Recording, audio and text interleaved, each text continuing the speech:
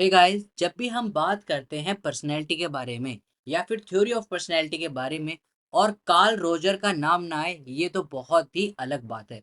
तो यहाँ पर इस वीडियो के में हम बात करेंगे कि कार्ल रोजर ने क्या थ्योरी ऑफ पर्सनैलिटी दी थी। इसी पर्सनैलिटी के थ्रू इन्होंने एक थेरेपी को भी इनिशिएट करा था।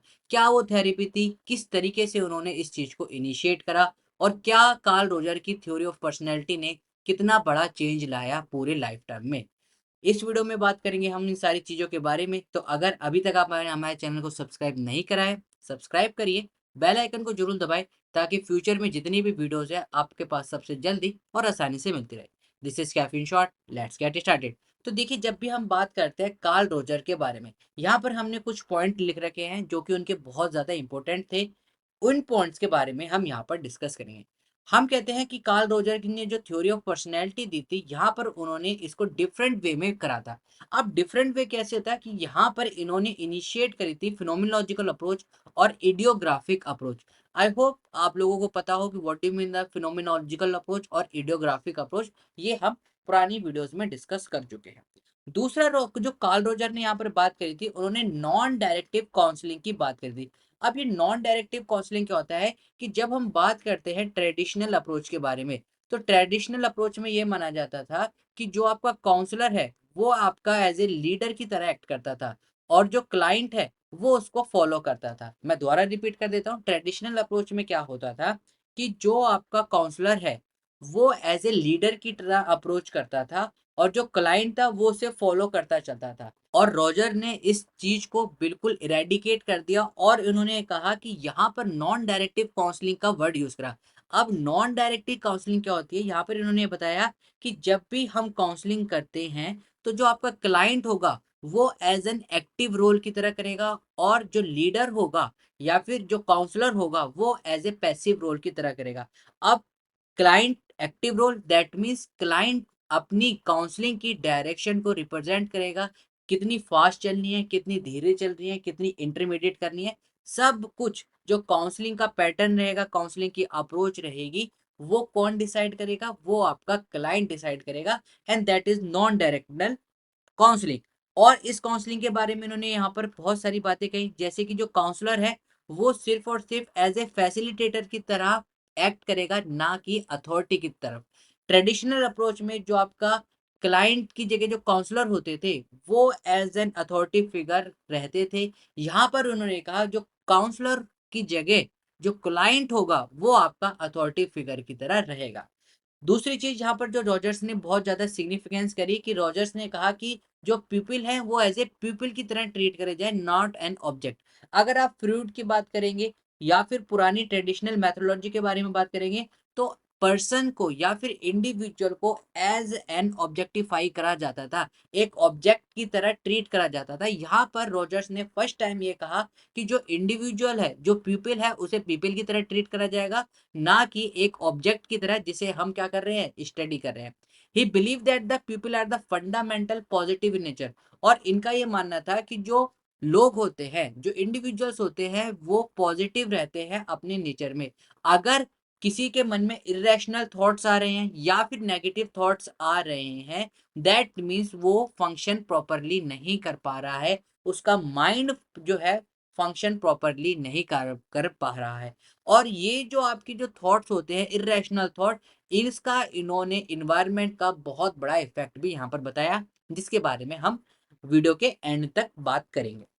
नेक्स्ट पॉइंट में रॉजर ने आर्ग्यू करा कि Roger argue that for the therapist patient relation to be effective. और इन्होंने कहा कि पेशेंट और थेरेपिस्ट के बीच का जो रिलेशन है वो बहुत ज्यादा इफेक्टिव रहता है रिजल्ट को इनिशिएट करने में, रिजल्ट लाने में। कैसे? इन्होंने यहाँ पर बात करी आपकी अनकंडीशनल पॉजिटिव रिगार्ड के बारे में, आई होप सबने पढ़ा होगा, एम्पैथी के बारे में, राइट, और जो आपका जेन्युइननेस के बारे में। जो ये तीन जिसे हम core pillar of the counselling मानते हैं, उन्होंने इसकी ही बात करी थी। तो Roger was the first person जिन्होंने काउंसलिंग के तीन पिलर्स की सबसे पहले बात करी। कौन कौन से? एम्पैथी, जेन्युइननेस और unconditional positive regard.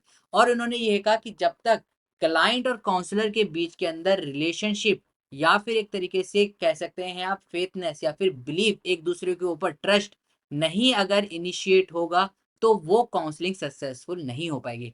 It must include an intentional relationship built on a mutual trust and the respect. जो भी काउंसलर और क्लाइंट के बीच में जो रिलेशन है वो म्यूचुअल रिस्पेक्ट पे, म्यूचुअल ट्रस्ट पर, म्यूचुअल प्राइवेसी के ऊपर डिपेंड रहेगा।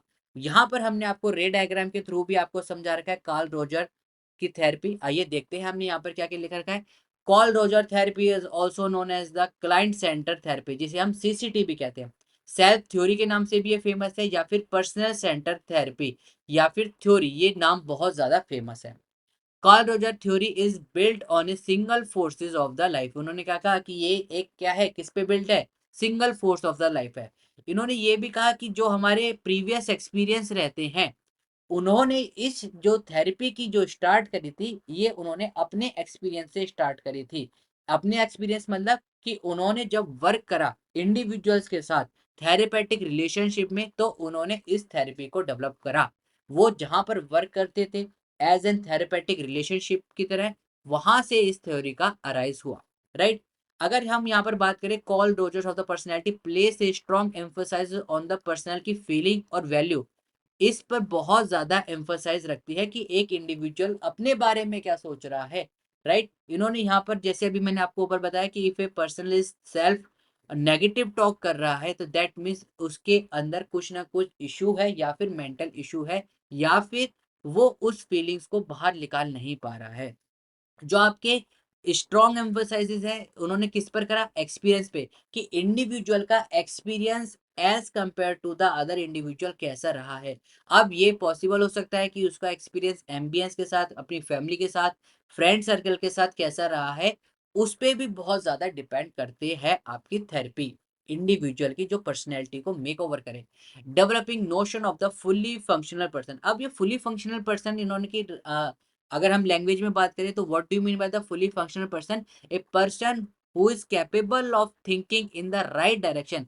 एक इंडिविजुअल जो कि राइट डायरेक्शन में सोच सकता है, अपने डिसीजन खुद ले सकता है, और अपने आप पे सेल्फ बिलीव रख रहा है, that is a fully functional person. इन्होंने हेल्थ डेवलपमेंट के बारे में बात करी, जो थे आपके रियल सेल्फ और आइडियल सेल्फ। आई होप आप लोगों को इन दोनों के बीच में डिफरेंस पता हो। बाकी अगर हम बात करें, इन्होंने conditional of the healthy growth के बारे में बात करी, जो कि थे आपके तीन, जिसे बाद में core pillar of the counselling भी कहा गया, एम्पैथी, जेन्युइननेस और अनकंडीशनल पॉजिटिव रिगार्ड। उसके बाद लास्ट में इन्होंने यहाँ पर बात करी कि किसी एक इंडिविजुअल अपने आप को अगर वो सेल्फ डिस्ट्रक्टली फील कर रहा है, या अपने बारे में बुरा फील कर रहा है, तो इसका इन्फ्लुएंस उसके इन्वायरमेंट पे भी पड़ता है, और उसकी tendency to take any decision. अब देखिए वाइस वर्सा रहता है, कि अगर एक इंडिविजुअल गुस्सा है तो डेफिनेटली उसका इम्पैक्ट इन्वायरमेंट पे भी पड़ेगा। वो चारों तरफ गुस्से से ही देखेगा, और लोग उससे बात करने से क्या करेंगे, हिचकिचाएंगे। वहीं पर ही अगर उसका इन्वायरमेंट में भी गुस्सा है, तो नो मैटर इंडिविजुअल कितना भी पॉजिटिव रहे, अगर उसका इन्वायरमेंट नेगेटिव है, तो इंडिविजुअल भी क्या हो जाएगा, नेगेटिव होता चले जाएगा। तो यहाँ पर इन्होंने एम्बियंस, या फिर आप कह सकते हैं इन्वायरमेंट का भी सिग्निफिकेंट रोल की यहाँ पर बात करी गई है। आई होप गाइज आपको वीडियो पसंद आई है। मास्टर्स के बैच स्टार्ट हो गए हैं। जिन बच्चों को मास्टर्स की कोचिंग चाहिए, चाहे वो क्लिनिकल, चाहे काउंसलिंग, या फिर फर्स्ट ईयर की बात कर रहे हैं, आपको स्क्रीन पे हमारा नंबर मिल जाएगा। हमारे पास आप टेलीग्राम चैनल पे या फिर व्हाट्सएप के थ्रू भी कनेक्ट कर सकते हैं। बैच स्टार्ट हो चुके हैं। अगर आपको कोचिंग चाहिए तो आप हमारे पास कनेक्ट कर सकते हैं। सो गाइज, इस वीडियो में इतना ही। We will meet in the next video. Till then keep smiling, keep got the knots of memory. This is caffeine shot. Have a great day. Thank you all of you.